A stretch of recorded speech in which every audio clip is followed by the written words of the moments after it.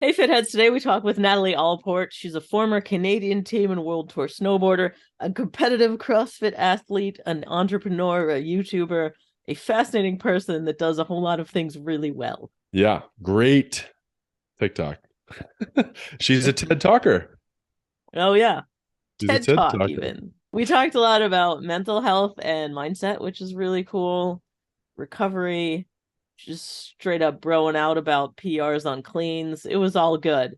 Yeah, she's outrageously impressive and inspirational. Like she starts snowboarding. She very close to makes the Olympic team and makes another team. It makes a team, and there's like I'm not happy. Does something else.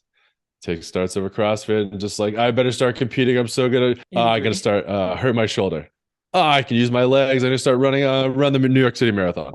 I'm like, dude, what this is going on? This is so cool. What was that thing where you're just like, why not give it your all?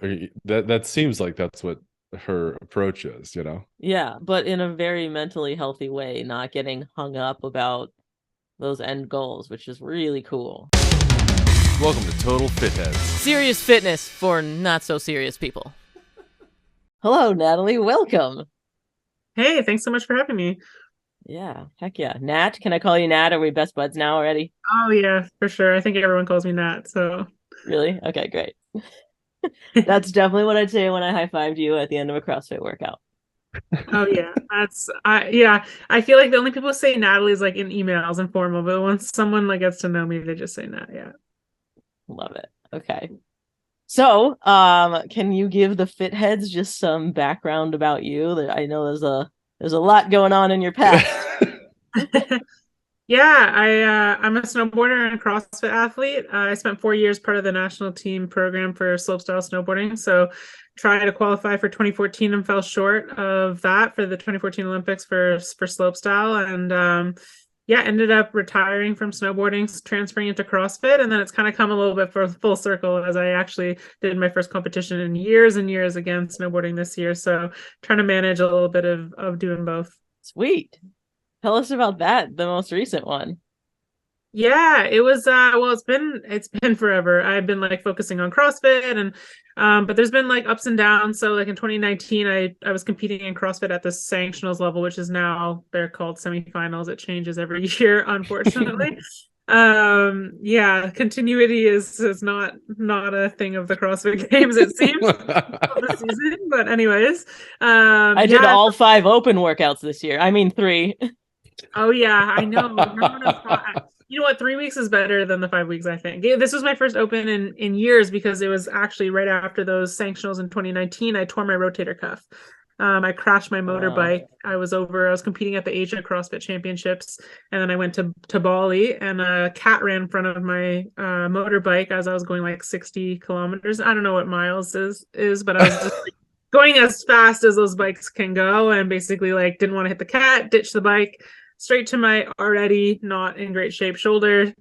And then ended up having to take like during the whole pandemic all those seasons off because my recovery process was super long. And then that kind of just led into like getting a little bit like back into snowboarding, kind of just falling in love with the sport again, spending some more time doing that while I was managing my shoulder, especially when I was trying to compete at the level I was in CrossFit. I didn't want to hurt myself with the snowboarding. Now I feel like I have a good balance. If I hurt myself in snowboarding, then so be it, because I like to do them both. Um, but yeah, then I was just riding well. I don't know, the last couple seasons, just having a lot of fun and like doing it for the right reasons and like kind of doing it on my own terms. And so this opportunity to do this competition came up. They had equal prize money across the men's and women's field, which is honestly, it's sad that I say that it's rare, but it is rare in those sports. So I was like, you know what, this actually sounds really good. I think like I could potentially win this. And I also think it would just be like a lot of fun. Like so many people come out to those events because they're built in a downtown center with scaffolding and people are coming and partying and just like hanging around, and it's just like fun to like kind of put on a show and like have that little bit of pressure, but also like just hang out with people and try to ride your best and throw down. So yeah, ended up winning, which was a great cherry on top, but honestly it was just like really fun to have that like full circle of coming back and competing again. wow, that's crazy. So you're saying a cat got you back into snowboarding?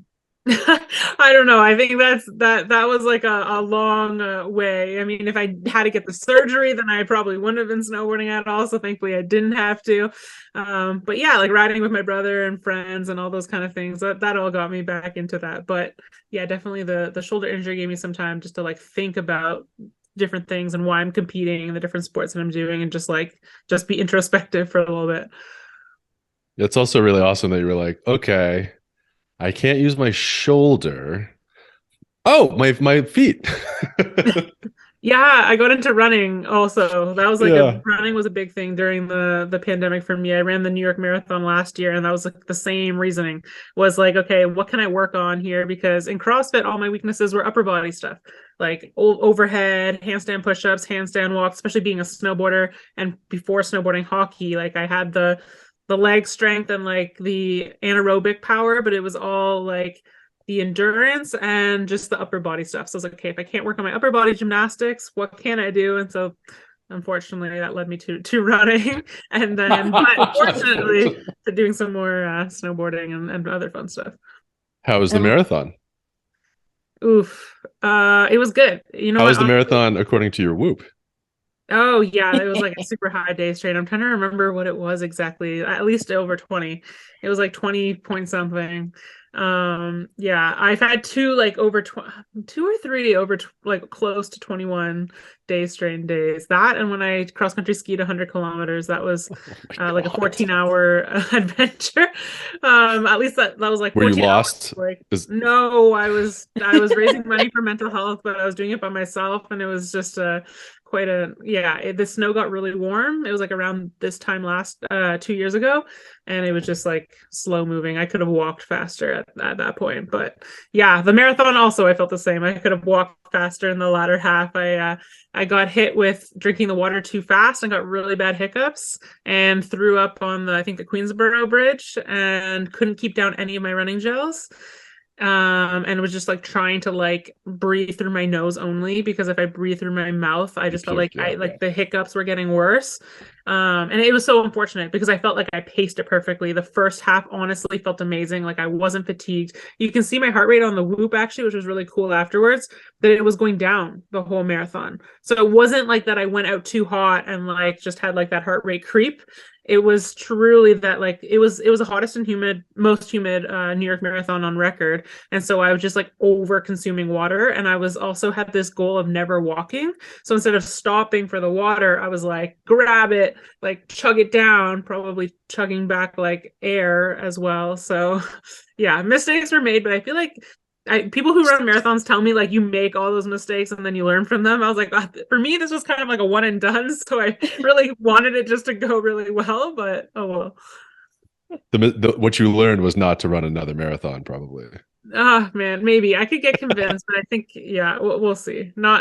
Maybe not anytime soon. well, the fact that your heart rate was going down too means you were managing the mental aspect of it, right? If I start hiccuping, I'm gonna freak out and then be stressed for that half, you know? Oh, well, honestly, I think like that last half was like one of the hardest mental. Like, I just wanted to quit. Because all of a sudden I started cramping. I had no food, like no fuel for like hours at that point because I like didn't keep down my running gel, and I couldn't take any more because I felt like I was going to throw them up. So I was just like, I was getting delirious. By the end, I was like in another zone, and my brother's like yelling from the sidelines, and I'm like nobody me right now, please. Hello. Yeah, the worst was like at the start, I really liked it that I had my name because I did it with Michelob Ultra, and I had my name on my on my shirt that they gave me. So it was really cool at the start because you're high-fiving people know who you are. Like they see your name, so there's like start cheering. But then at the end, when you hear people yelling your name because it's on your shirt and you're not feeling good, you're just like, please, like I don't want to hear anything. Like don't like look at me. Don't like just let me be in my zone. No one film this. Yeah. Did I read correctly that you also did this with just 14 weeks of training? Yeah, so I had gotten into like running at the track. Like it was definitely something that I was trying to work on. I had this goal of like squatting over 300 pounds after running a sub 6 minute mile. That was like this project I was working on. But then I got approached to do the marathon, and it was only like 3 months out from the marathon. So I about 13 weeks since I said, I was like, okay, sure, why not? And like at that point my track sessions were like 5 kilometers max. Like there was a lot of like 400-meter repeats, like miles, like a lot of just like higher heart rate stuff, not really like endurance building. So all of a sudden I had like, well, 13 weeks, you want a 3-week taper. I had like 10 weeks to build from like the 5K to 33 kilometers and then like taper off and get ready for the marathon. So it was quite an adventure. Ugh. So you wouldn't do it again. You're saying you could maybe be convinced. You know what? Like I think like the process was fun. Like I enjoyed the first half of the marathon. If it would have continued at like that kind of like fun vibe, and I didn't have like the food fueling and the liquid issues, I think it would have been really fun. And like it's something that like perhaps I might try again. But what was really hard was just managing the training with CrossFit training. So it was like a good time because my shoulder still hadn't like fully like recovered, so I was able to like do that. But then I lost a lot of upper body muscle, and like I was eating everything, like eating so much food. I was still maintaining like doing a lot of lifts, so I was like trying my best. But it was funny because like even like a few weeks before the marathon I like was snatching well, like everything in my lifts and everything was going well. But then post marathon it was suddenly, I was like, my upper body was like half the size. I just felt like I think I probably lost like 15 pounds, and it was like I was like, what happened? But your body just adapts to what you're doing most, right? And like what it seems it's prioritizing. So if I'm doing all this running, it's like you don't need all this upper body muscle. But for CrossFit, and especially someone who just coming back from a shoulder injury, I need all that upper body muscle. So it was like a really tough task of like then afterwards, like, okay, now I need to like do a strength block and like build back a lot of the strength that I lost, versus I could have like used that time obviously to train for the CrossFit season. So I think it just would depend what I prioritize in the future, if I could manage those training. And I would want to train for longer, I think, if I wanted to actually do well at the marathon. I think you did great. You finished. You started and finished. That was a goal. Honestly, that was a goal. Yeah, I just wanted to cross the finish line and like, check it off the bucket list. So you got the shirt. Yeah.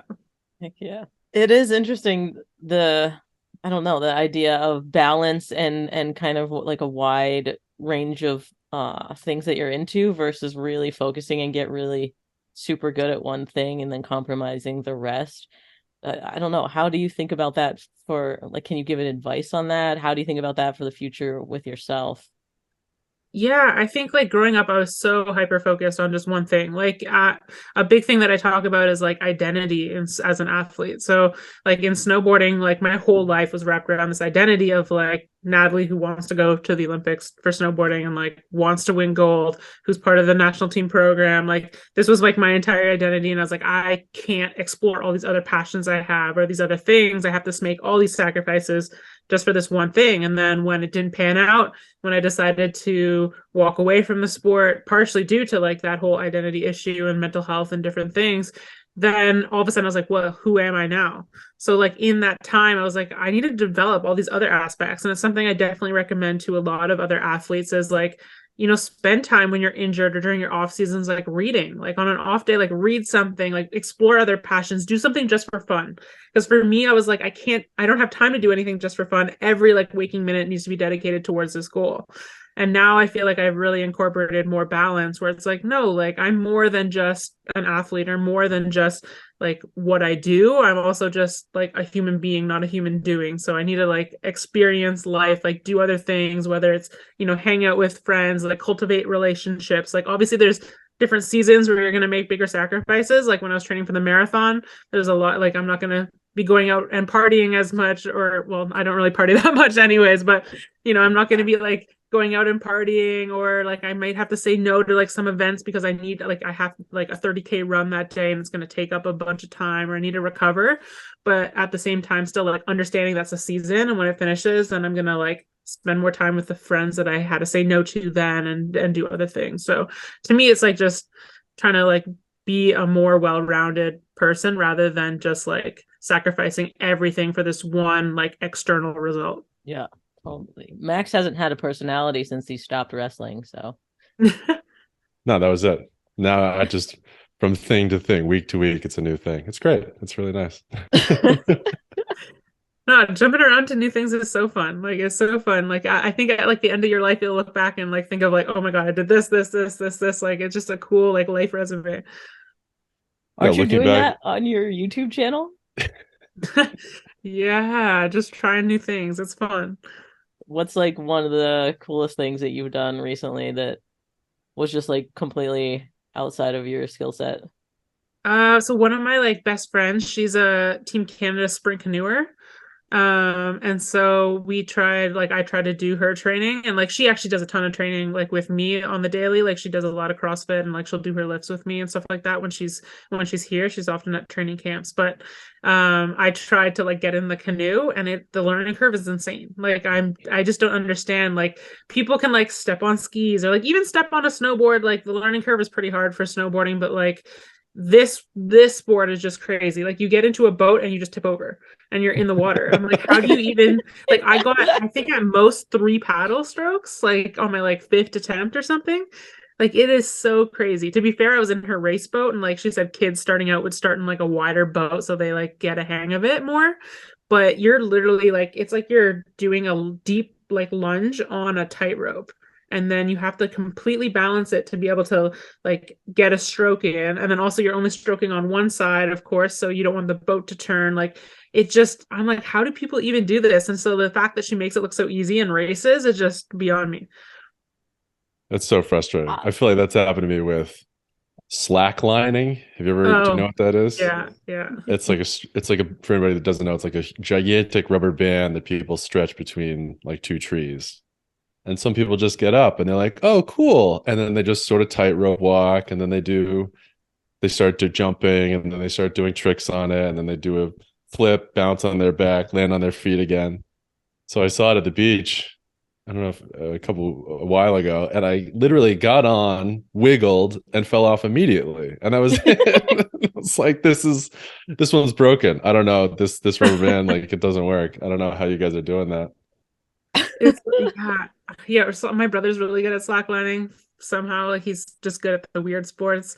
And yeah, it's so frustrating, right? Because you Weird. like you see your brother doing it and you're like, oh, then I can do that. That's the worst. Yeah, you jump up and you like fall off. And I'm like, how are people doing flips and landing back on this? Like it doesn't make sense.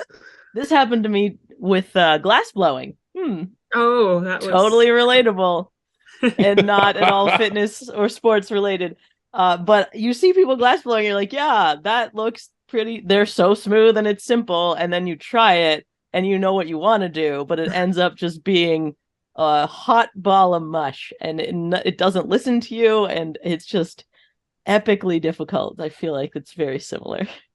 Doesn't that like always make you appreciate that like I don't know like that talent or like activity more? Because it definitely does Yes. for me. Yeah, because you like think it's easy, like you said, like you see them do it and you're like, oh, well, like that's easy. Anyone can do that. Like, how are they charging these crazy prices or whatever? And then like you try it and you're like, oh my God, there's a reason. Like, took them probably decades to get that good. Max, I think I've told you about this, where I want to make a show or some sort of series or even an experience where before we watch Natalie snowboard, we have to stand at the top of the slope and look down and almost attempt, or at least get the feel for what it really is before we then view and appreciate it more.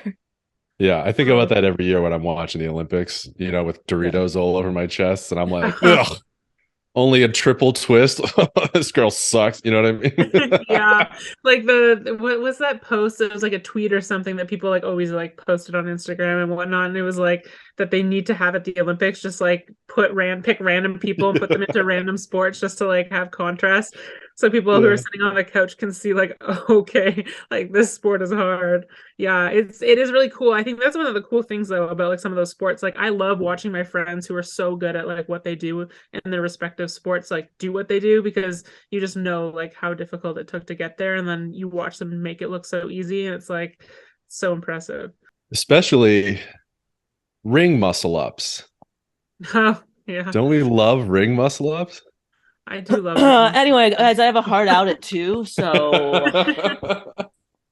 uh Max is bringing this up because he challenged me to get a ring muscle up in a year, Okay. and I'm super freaking close, and it's been 14 months.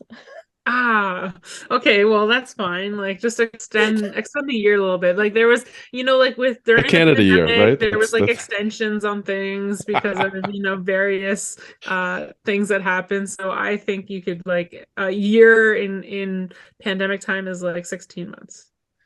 Point. Got I got a that's a shoulder great point. injury. I redshirted or whatever. Yeah, exactly.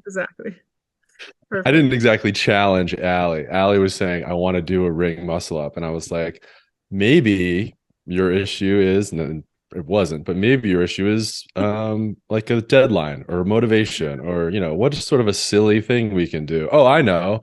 I bet you can't do it in a year, thinking she'd get it in 8 hours. You know what I mean? And then Yeah. immediately Allie overtrained and hurt her shoulder. Oh no. And so then it was the easiest bet I've ever won. I think it was, Oh man. but you're right. It's still, we're ongoing now. Yeah. 17 year. Yeah. We'll give her a grace period of 17 years. Right. Is that fair? Sure. No, you'll get it, but yeah, that is frustrating with the shoulder. I mean, that happens. I feel like when you put like pressure on something and then it's like, okay, now I got to get it like next week and then setback. Hmm. Yeah, he didn't tell you that now I also have to get a tattoo of his choosing because I Oh lost. no, that's not. Oh, well, that's rough. What are Yeah, you I'm choosing? still choosing. I haven't picked one yet. Maybe a Nat portrait like Oh across your no, I chest. would feel so bad. I'm not No. mad about that. Then people will Yeah. scream your name when I run a marathon poorly. Oh no. Well, I already run it poorly, so it's all right. So there won't be any difference there. Something you mentioned in the beginning about your snowboard competition and like the audience kind of getting you pumped or whatever. I don't know. Talk about that. During CrossFit competitions or whatever that is, you feel that energy? Do you feel the nerves? How do you navigate that? Yeah, I really like it. I don't it's weird because I try to figure it out like why do I like this so much, but there's something about like just having like a crowd of people that it just like the energy is just so hype. So like when like I really like when like the announcer announces my name and like I know people are watching and like I just really like those pressure situations. Like you always just feel so good if you do well afterwards, and obviously it's like really easy to also be hard on yourself if you don't do well in those situations. So I really have like tried to over time, like in competitions and different events where it's gone like negative and it hasn't gone well and I feel like, oh my god, I didn't do well in front of all these people, to just like remember that like failure isn't fatal. It's not like a final moment. It's just like a learning process. And also like these people are here to watch and like people are gonna fall and people are gonna do this, but like they're all kind of like looking up to the people who are there and doing it. So no one is actually like judging like, oh my God, this person came last or this. Like we're all out there doing it and putting it on the line, and it's gonna happen that you're gonna fall or fail or whatever. So yeah, try to manage like that negative effect so that then for me it's like only a positive that I get to like do what I love in like front of all these other people who love to watch that. And I just like find like the vibe and environment is so fun. Like I remember one of my first CrossFit competitions, I think I was going for like a PR clean and just like hyping up the crowd. Like that's such a cool feeling to like get to do that and like hear people like yell. Like it just gives you so much energy. And I think the same thing at the snowboard competitions, like when you land something and like the whole crowd just starts like screaming, you're like really hyped up and you're like excited to like run up and like try something else. So yeah, I just like the energy. I think it's the same. I mean, it makes sense with all the other sports, like obviously soccer and other sports that get huge crowds. Like there's a reason why it helps like the home teams, like having that cheering and having people yell. Actually, that reminds me of one of my favorite videos of yours, and I think, not to brag, it might have been your TED talk where Okay. you were talking about fear of failure versus appreciating effort, and obviously this what you just talked about is like in front of a crowd, but can you expand on that a little bit and internally, I guess? Yeah, that was a big thing for me. I mean, I think like a lot of my identity I kind of mentioned before was wrapped around like wanting to go to the Olympics. And like I was like 3 years old when I told my parents I wanted to go to the Olympics. I didn't even know what sport at that time. I think it was just on TV and I was like, I want to do that. Like I want to be that person. And so then obviously having, my chance in snowboarding and then falling short that year. So was really difficult because it wasn't like, okay, I don't have any other chance, like I can continue on till the next Olympics, but it was just, yeah, having to deal with that, and like having to deal with also like that this was like a vocalized goal that I made to a lot of people, right? And like this is what I wrap my identity around. And then I realized that all these things I had been doing, like the sacrifices I had made, like all the, like what I said before about like just so hyper focused on one thing and thinking I couldn't do anything else for fun. In my head, I'd always, like, every time I made those sacrifices, I was like, it'll all be worth it when I have this gold medal or when I make it to the Olympics. And so I started realizing that, like, if I would have made it or if I would have got gold, like I would have had the same feeling. And like you see it now in the movie, like The Weight of Gold, and you hear Olympians who have won gold medals and they have the exact same feeling that I did, where it's like it just never was enough. Like you think that this is going to make you enough, it's going to make you a better person, it's going to like fulfill all these like things, and like finally you'll be happy because you won this gold medal or whatever it is. And then you realize it's just an external result, it's just some external validation. And so yeah, like sure, winning feels good, but it's not everything. And I think you have to have like that value in yourself, outside of just like what you do or that external result or that job you have or whatever it is. So for me, it was like going back to focusing on the process and focusing on effort over results. Like one thing I mentioned in the TED Talk was like I would have a list of tricks every day to work on snowboarding. And if I didn't land them, I would be like really upset with myself. But I realized those are still end results, because in snowboarding, like sometimes it can take someone like 5 years to learn a trick and another person first try. Same thing with like a ring muscle up. Like some people learn it first try and some people it can take 14 months. So it really, really just depends. And like as long as if you focus on the effort you put in, then I think that's like the better way to kind of control those like negative emotions that are going to come up with it, and also not like have that high be too high and then crash down when like thinking that winning is everything and all of a sudden you realize that it isn't. So that's what I try to do now, is just focusing on the effort and like being proud of like, okay, today I like gave my best effort, I tried my best in this, like I showed up and I did this and this, rather than did I land this trick, did I snatch 200 today, did I do all my muscle ups unbroken? Like you can't really control that, right? There's a lot of different external factors, but you can just control like the effort that you put in. Yeah, there's a great Jim Carrey, Canada legend Jim Carrey. He's presenting at the Golden Globes, and they announce him and they say, "Ladies and gentlemen, two-time Golden Globe Award winner Jim Carrey." And he walks out and he says, "That's right, I am two-time Golden Globe winner. And when I go to sleep, I don't just sleep, I sleep the sleep of a guy who's won 2 Golden Globes. And when I dream, I don't just dream, I dream of being 3-time award winner, because then I would be enough." And like the whole room kind of laughs, and he's sort of like, "That was serious. Okay, anyway." Yeah. He actually said the words, that was serious. He like looks around, like he's clearly making yeah. a joke, but he sort of pauses, and you realize that's that whole group is like all they're looking for is external validation, and they're all, everyone's, so that chase just leaves you hollow, and it's just blech. No, so it's you're always on to the next thing. So yeah, it's definitely not what you should base all your worth on. Sure, it's great to win and have those external things, but it's definitely not everything. Is it great to have those external things? Is there a space for goal setting anymore, or is it so 2020?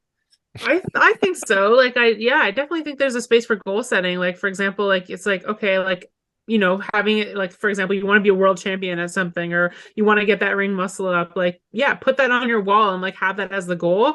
But I think like to make that worth it and like not have just that fallout of like you achieve it and all of a sudden you're like, oh, like I actually don't feel like this changed anything, or like this doesn't feel good, is to like have those small rewards along the way. So like those small rewards of like, today I did all those drills that like are going to get me there eventually, rather than in the process it's going to feel a lot longer if every day you're like, I didn't get that muscle up today, I'm not world champion yet.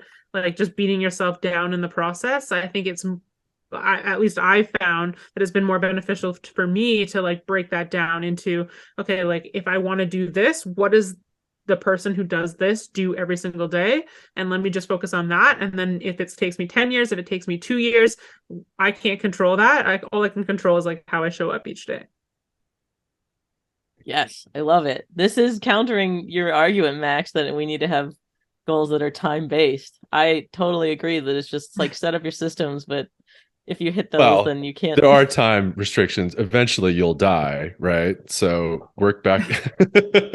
Just work I backwards. mean, I'll yeah, die but at the like, top of the rings as soon as I but hit you it. got it. But you got it. It's worth it. It would be worth it. Yeah. Uh, It's wait, this is important. Did you hit the PR in competition? Follow-up question, what was the weight? Oh yeah. Well, it was like one of my first CrossFit competitions. So like my clean is more now, but I think it was like my first 215-pound clean. And it was, I don't know how long ago it was now, but 115? That's around mine too. That's so great. We have the same PR. Wow, that's crazy. So wait, you hit it with the crowd? yeah. It was good. Yeah, my friend was, well, it was a team competition, and so she was a little bit stronger than me at the time, so like she was hitting it no problem. I think it was like a ladder, but I think we went like, I don't know, 185, 205, 215 or something, and then I think my PR at the before that was like 205 or something. So like to get up to 215 was pretty exciting for me at the time, and then yeah, to have the crowd is pretty good. We should also talk about the CrossFit Open this year because all three of us obviously did it, right? Because we're all dedicated athletes. Oh I yeah, read the about open it, but yeah. was good. I'm like already forgetting the workouts. I think of the open, like trying to rack my brain. I'm like, what did we do again? Running, burpees. Burpee pull-ups with, yeah, I don't Yeah, know. a thruster. Yeah, the thruster. Oh yeah, at the end when you were so tired. How'd Yeah, that my go? belt exploded. That was fun. Yeah, Were you it was. filming? Tell me you caught that on camera. Yeah, well, yeah, we were filming all our workouts, but it's funny because I have a video to edit because this Monday I was squatting and I had like 300 pounds on the bar and I went and breathed and my belt exploded again. And so then I grabbed another belt and then it didn't fit well, so I took it off, put another belt, and then it also was too big and didn't clamp well, took it off. And this is like all on video, so I want to make like a funny video of like just trying all the different belts and nothing Mhm. was working. And then I ended up Exploding just them. using no belt. I was like, screw this. I just no belted. But yeah, that happened on Solid. my thruster. Like I got to the top and my belt, like it was a Velcro belt, and I think it's just super old. It was like the only belt I've ever owned. And so the Velcro has just gotten like less sticky and it just like just Gave up. came open. Do The belt you was like, I put my best effort in today. Yeah, it tried. yeah, It let's not really did judge. try, but did not succeed. Do you feel that same kind of like slight hype from the camera, just like the audience? Sometimes but I think like having a crowd and like people is just like much more exciting. Yeah, it's definitely not the same. Like you're just training by yourself and your camera. It's not the same vibe. If I don't have the camera on, I feel like I don't perform as well. Oh, really? If I'm rolling, I'm like, oh, I'm documenting this. I better freaking nail it. Yeah. I don't know. Yeah, I guess that's true. I feel like that's true. Yeah, yeah, I guess that could be true. Don't give anybody a complex, Allie. You gotta Yeah, film now you're everything. scared of lenses. I'm sorry. Some people definitely are. Like it's funny because it's like I think people react in, yeah, one of the two ways. Like either they're like, okay, camera's on, like let's go, gotta get this. Definitely snowboarding, that's the case because snowboarding is such a like film-based sport. Like growing up, you're always filming stuff. And of course, if you're doing runs with the chairlift, like you only have so many. Like I actually was just earlier today filming with my brother at a local mountain, and it was the same thing. I was like, okay, well, like we only have like 2 runs to film park clips, so like let's hope like the camera, everything's rolling well, like we have the speed and everything, and so you feel like a lot of pressure to like, okay, I got to get this because like we're only filming for so long. So I think that does kind of carry over a little bit. Yeah. Also, a super important question. Do you think I'm getting too bulky? Like, be honest. There's no such thing. There we go. I just want to kind of talk about that mentality, how much you come across it, how it's changed for you. Yeah, I think it's a big one. Like I get a lot of like young female athletes who'll message me and they'll tell me like their coaches or their parents and they're like 15. They're like, I want to get stronger for my sport because like I want to pursue this. And their parents are like, oh, but like if you're doing this in the gym, like you're going to be slow, or you're getting too bulky, or you're looking like too masculine, or you're building too much muscle, or they're, their peers at school are saying that, who are outside of sports and different things, right? Or like what they see on social media as like a fitness influencer, they're thinking they need to look like that, even though they're like competing in the sport of soccer or something different. So yeah, I think it's definitely, I mean, it's a mentality I think that's improving a lot. I think especially like CrossFit has really led the way. There's like so many amazing CrossFit Games athletes with the massive platforms who have started talking about that, and especially just like it has shown like it's such a unique sport, and the fact that it's like it has equality, like there's like equal prize money and there's equal spots at the CrossFit Games, and there's equal coverage. So I think that's really kind of like helped with other sports and other people just looking at that sport and thinking about that a little bit more, where it's like, oh wow, like these girls are like super jacked, and like that's normal, and like they look this way because they're just trying to perform at their sport. They're not looking this way like because they're bodybuilding or trying to look a certain way. It's literally as a result of like the training for their sport. And so I think it's definitely changing minds, because people are starting to focus more on what the body can do rather than just what it looks like. Yeah. Have you ever trained for aesthetics, or has it always just been performance? Yeah. Yeah, like growing up I was hockey, so we did like off season or like off ice training all the time, like I don't know, running and like body weight stuff because you're a kid, and stuff with the coaches. And then snowboarding, that was when I really got into the gym, just trying to prevent injuries. That's when I really started squatting, trying to get like really strong legs, trying to become more explosive. And then straight into CrossFit. And when I got into CrossFit, it was like immediately with the goal of competing. So yeah. Max is so thoughtful. It's such a funny, you have such a positive or a healthy mental approach to all this stuff. You know, you start something and you're like, well, I might as well be the best. Or you get hurt and you're like, well, that's fine, I don't need my arms, I'll use my legs. Or, you know what I mean? Or oh, I can't for whatever reason snowboard, great, I'll just pick up some weights competitively now, you know. Did you learn that, or what was your big, were there sort of pitfalls that you came across that you sort of overcome, and looking back on it you're like, wow, why did I think that for so long? Or is it just sort of like, is that sort of a natural mental approach for you? Yeah, I think like a little bit of both. I definitely think I was really lucky to have like parents that really instilled the growth mindset in me like young. Like if I came home, like I know a lot of kids, like they came home with a certain grade and they got rewarded based on the grade, but it didn't matter if like they put in a ton of work for that C in a class that they were struggling with, versus then they got rewarded for this A in a class that was just like super easy to them.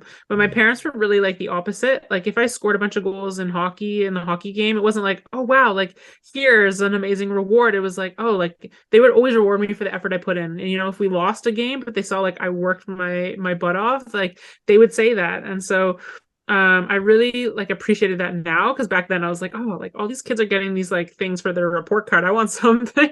So I was like kind of upset about it back then, but now I really appreciate it, because I really think it was them kind of teaching me the growth mindset, maybe without even them realizing at the time.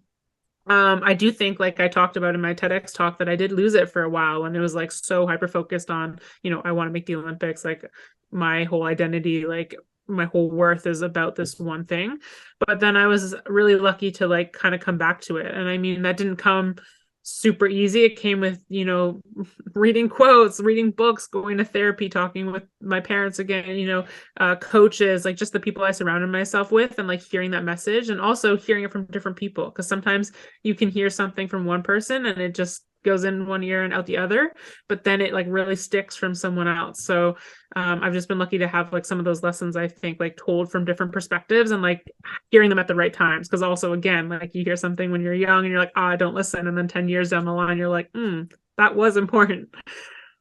I can't even tell you how many books I read in high school that I was like, that book sucks, and then I go back and I read it again as an adult and I'm like, wow, that's pretty life-changing. I wish I'd read that when I was 13. Oh, wait, I did. You know what? That's what I find so interesting, and like why I try to like have no regrets in life, because everything is about timing. Like And like there's so many things, like for example, I always like I talk a lot about mental health, and then I talk about like imagine if I had the mental health support when I was in snowboarding, like would I have continued and not have taken like all this time off and had walked away from the sport. But at the same time, like I'm really grateful for where I'm at and like that whole journey and like where it's taken me.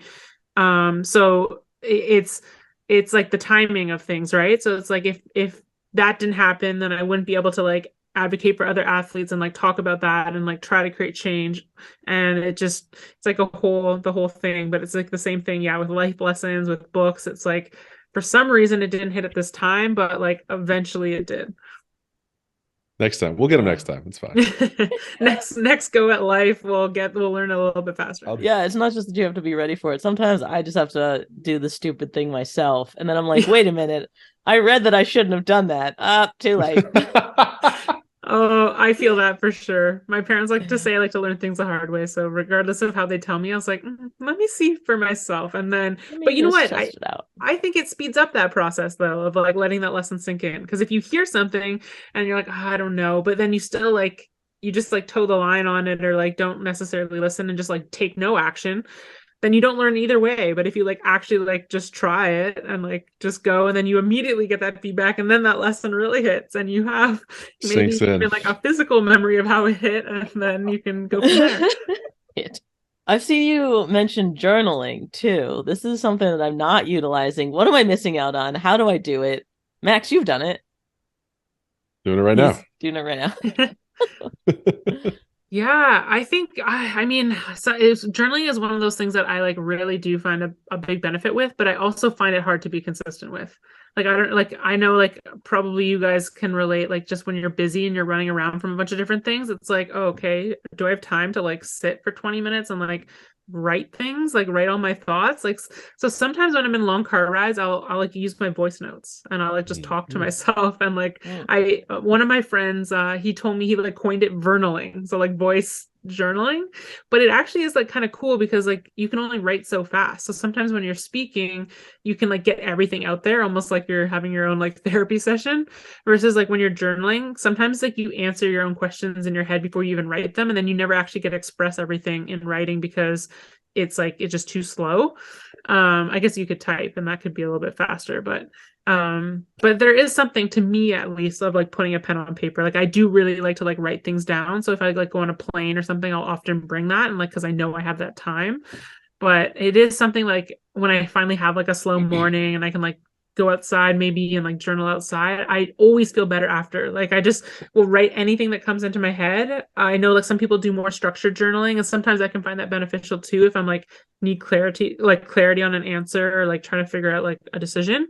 But if I just like want to just like write stuff, especially like even like a gratitude journal, like just being like, wow, like the sun is like super warm, like this makes me feel like this way, or like whatever, just all these different things, I just feel like it just unlocks like another part in your brain or something where you just like leave feeling really, really good because you've just like your mind feels a little bit lighter, you know, your shoulders feel lighter, and then you also just feel like more grateful for everything around you. And so I think it's a good practice to build, but definitely something I personally struggle with being consistent with. I found that it helps. I get into sort of either like feedback loops, positive or negative. I keep thinking about this. I don't want to forget about that. If I write it down, I get it out, and then my mind can like move on to the next thing. I do like, I guess I didn't realize, but I do vernaling. Only I just talk out loud when I'm walking my dog. So I just look and sound like a crazy person, which is totally, you know, it's fine. It's whatever. No, but just tell people you're vernaling, and then they'll oh, you don't know what vernaling? Oh, this guy. I will say, and I don't want to rattle you or whatever, but sometimes I feel like the slowing down when I'm writing like by hand, slowing down is beneficial for that very purpose, which is that like I think I finished that thought. Oh, whatever. Okay, move on. But if I'm writing it down, then I'm like it stretches it out a little bit, and it forces me to think about it a little bit longer. So I see both sides for sure, and like that's why I don't type my stuff. I pen it because my penmanship is terrible, you know. And also, God forbid someone finds my journal, no one will read it because they can't read my handwriting. I feel the same way. Yeah, my writing is bad. What is this? Did someone have a stroke? You know what I mean? I know. I Did- don't think even I can reread my journals. Like I wouldn't even know what I'm saying. Do you so you save it, or you don't like delete the voice memos, Oh Max? Do yeah, but you I don't actually really talk go to your back. phone, or do you just I talk? think like just speaking it like out loud like helps you remember. Kind of like when they say when you meet someone, like repeat their name so that you remember it. I think like just the act of like speaking it and just like feeling like you're, I don't know. One time I was driving and I was like, hey, no, I'm not going to record it. I'm just going to like speak it and have this like conversation with myself. And it just wasn't the same. Like, I feel like you have to be recording it. I don't know why. Maybe it's the same thing with like lifting and having the camera on.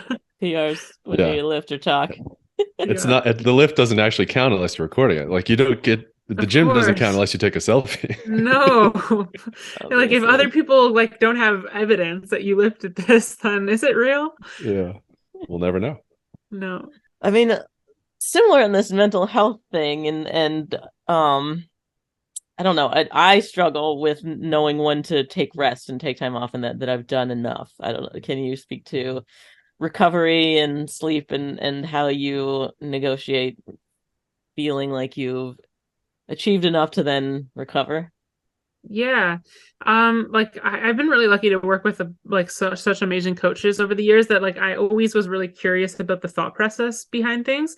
So I'd always ask coaches like, okay, like why are like I feel like you're not programming enough. I think that was like a common theme that a lot of younger athletes have. So when I was younger, I was like, I'm not doing enough things. Like I saw this other person is doing like way more volume. I should be doing that.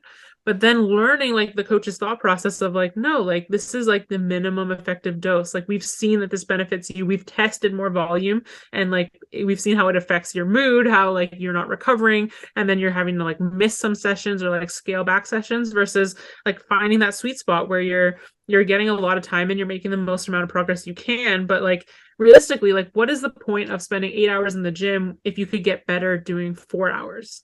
So like that's kind of like the thought process of some of the coaches I've worked with in the past is like, do you need to be in the gym 8 hours a day? Or if you can do the same things in like 4 hours and like recover and then be able to do it the same like the next day and then not all of a sudden hit this break point where you have to take 2 weeks off or a month off or something like that. So just trying to find like what's sustainable and what is like that minimum to maximum effective dose where you're getting like the biggest kind of gains or like progress without maybe like not enough that you're not like, because also some people just like enjoy training, right? So like they're just doing like a really quick workout. Maybe they want to spend more time doing it. Maybe it's like there's the mental benefit of doing more. And then on the flip side of like just doing so much that you can't recover, you don't have time to do anything else. It just becomes so much of a stressor that you're just like running around, not being able to recover at all or spend any of that time, like sleeping or eating enough to fuel it. Yeah. Yeah. And isn't it interesting that someone has thought about it? And you're like, what are we doing? How come I'm not doing? And then the coach is like, no, I thought of that. And here's why.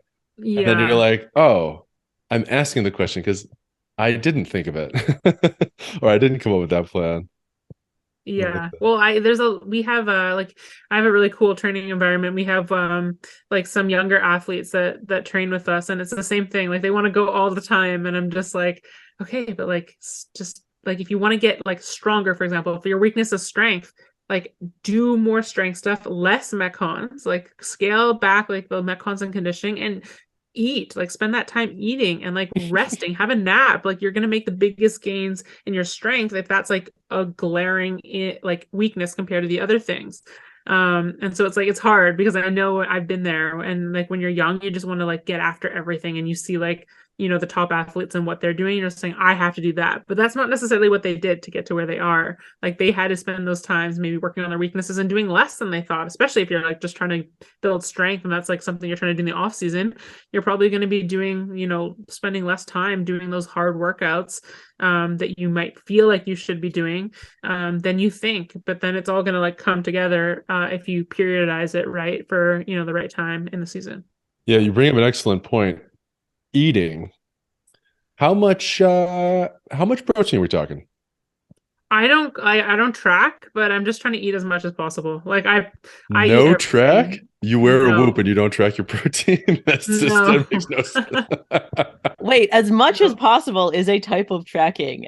And it's an epic type of tracking. I definitely eating as much carbs as possible is like what my goal. But like I also feel like I've like had enough like work with nutritionists and different things that like I'm able to kind of like sense that. Like for example, when I was doing the marathon training, it was literally like eating, like I was like going to the shawarma place and getting like massive things of like chicken, rice. Like I could not eat enough because I was like, I'm running all these hours in the day plus trying to lift. Like there's no way I can recover from this if I'm not just eating as much food as possible. And there's no way I can like cook myself as much food or like just do it from like just normal things. I need like calorically dense stuff. So like at least I have some background of like knowing, you know, what those things are, and like just whether it's going out and like just buying boxes and boxes of cereal to like have between those like quick sessions and things like that. But I feel like yeah, a lot of times I'm just trying to eat a ton of carbs to recover, especially when it's like high intensity training. And then yeah, just always trying to always have protein, I think, at like most of your meals, and add it as much, because I know protein is it's a tough one to get enough of. I think for a lot of people, like especially if you're not eating, like a lot of people aren't used to just like eating protein at every meals. I think it's like just normal to like, you know, grab a bag of chips or like, you know, just random other things that are more like carb heavy or more carbs and fats versus protein. So yeah, trying to always like have like, you know, Greek yogurt in the fridge, or maybe a protein smoothie, just like adding those different things to make sure that I'm like, okay, I feel like I'm covered on this front. Billion eggs. Just the whites.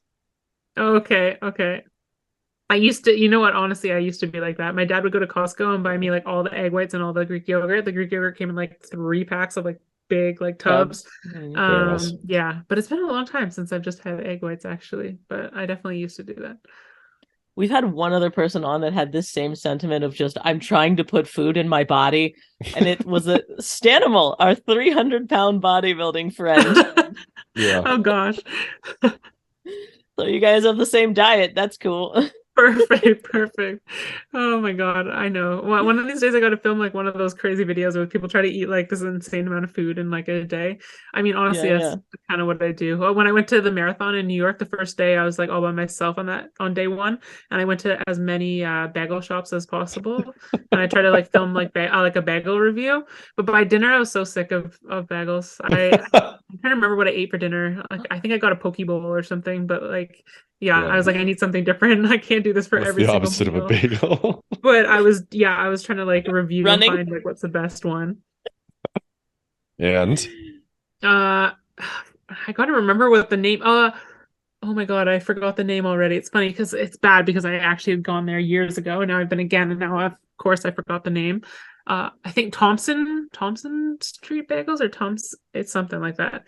But they're on the lower east side, or like just on the east side, and yeah, they're really good. I really like them. They have a French toast bagel that's really good. And they have like you can get rainbow cream cheese that's also very good. Yeah, their bagels are good. I feel like, unlike like snowboarding. Oh, sorry, continue. Bagel Talk, let's go. Oh, okay. No, I just like I like Canadian, like Montreal style bagels much more than New York style. Wait, what? What is that? Yeah, Is it a waffle? We have like all our bagels are cooked like wood fired in the oven, and I just feel like they're like more dense, and they have like a bigger hole in the middle versus like New York is more like light and fluffy. Like I don't know, I just don't. They're just different. But the wood fire to toast it after it's made, or it actually they make it in the wood fire? Yeah, they make them in a wood fired oven. Whoa. Yeah, we gotta go New York. New York bagels are. If it makes you feel any better, LA bagels is just a roll. And okay, like, that's a but bagel. I kind of feel like New York bagels are like that too. Like they kind of have like, yeah, it's like they have a crunch on the outside, right? Yeah, crust. Yeah. I had an LA bagel that was pretty good, but it was kale. Oh no, that sounds very LA, and that's very unfortunate. I think I would cry if someone gave me a bagel that had made kale. that up, but really nice. Whatever this is, can I have my bagel, please? You know, actually, the other day I had a purple bagel, and it was Easter bagel, but they just dyed it purple. Versus, I feel like if it was LA, they'd say it was like made of purple cabbage or something. Right. I've had beers like that are green. Okay, yeah. I'm like, ooh. And the first one doesn't taste green, but you know, a few later you can kind of get the hint of like, green. I need a green one, guys. Yeah, the green one is different. That food coloring just adds a little bit of flavor. Hmm. You mentioned hockey, snowboarding. I can't go without asking you this and making Max mad. Cold exposure. Let's talk about that. Yeah. Yeah, well, I mean here, like in Canada, obviously it's pretty easy to get cold exposure. Uh, Open the like door. yeah, it's called just going outside and living life here.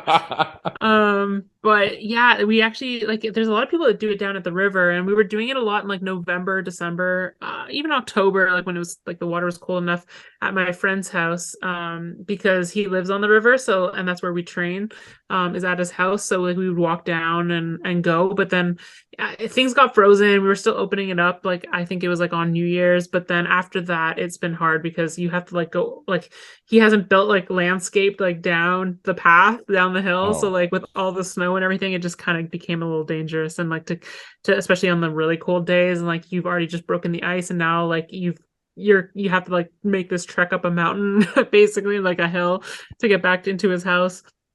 It's just a little bit like treacherous, but yeah, no, I really like cold baths. I mean, there's something we did a lot snowboarding was like the contrast baths. We had a cold tub at the National Team Training Center, and so we'd do like go in the cold, go in the hot, go back in the cold, back into the hot. And I mean, I really found it like beneficial, but then I started doing more like for the mental side, just of like how it feels to like sit in it and like go through it. But I also, it's something that I don't try to do all the time because I know like how it can be not maybe the best idea to do like right after strength training or right after a workout, except for like in competition when you're not trying to make maybe get the same response and make those same gains. You just want to recover quickly, then it's a great tool. But yeah, I really enjoy it. It's something I wish like I could do more of. It's hard because here I have a tub, but if I fill it in the winter, it immediately freezes into ice and I won't be able to use it until the spring. And then in the spring and summer, it gets so hot that you spend like $30 on ice and within 10 minutes it's all melted. So there's not a really good in between. Although there are like companies that are making them, but they're just so expensive. I think it's crazy that you're like, well, October it gets cold enough. I would be freezing in September in your water, I'm sure. I mean, I did January in LA and I thought I was gonna die. Yeah, I The have some friends polar in LA. plunge Yeah, here. and I hear them talk and I'm like, oh my gosh, it is not cold. We're like but in the 50s today. I had to put on pants. Okay, okay. Full length long pants. That's Fahrenheit. kind of cold Ugh. over Fahrenheit. there. Max, are you convinced? Come on, just the mental aspect even, not the science stuff. Well, I guess mental is also science. Just don't like it. I don't know. It just seems so odd to, I don't know. I already restrict myself mentally enough. I don't rob banks. You know what I mean? Like I feel like I It have, must be really hard to not rob banks. yeah, I have an okay handle on my restricting myself. Maybe that's not why maybe that's why I'm not very good at it. I don't know. It feels odd to me to take the cold. I don't feel like I understand the benefits. Like getting myself to do something I don't want to do. I feel like that's every day of my entire life. Like I don't want to do anything. I want to be a single cell organism. I think it's And just, yeah, I mean, we used to do them all the time in sports, and even then, I didn't feel the recovery. I didn't feel it. I guess it's yeah, that was a hard thing for me because if I don't notice it, I'm like, well, what am I doing? Why am right.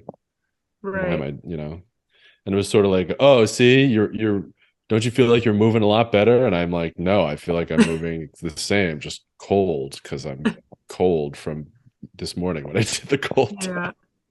I mean, there's something to be said too of like the placebo, right? So like honestly, if you feel like you're like, okay, doing this cold bath is gonna like make me feel better, then it probably will make you feel better. And if you are like, I don't really feel anything, then maybe it just doesn't do too much. That's a really good point.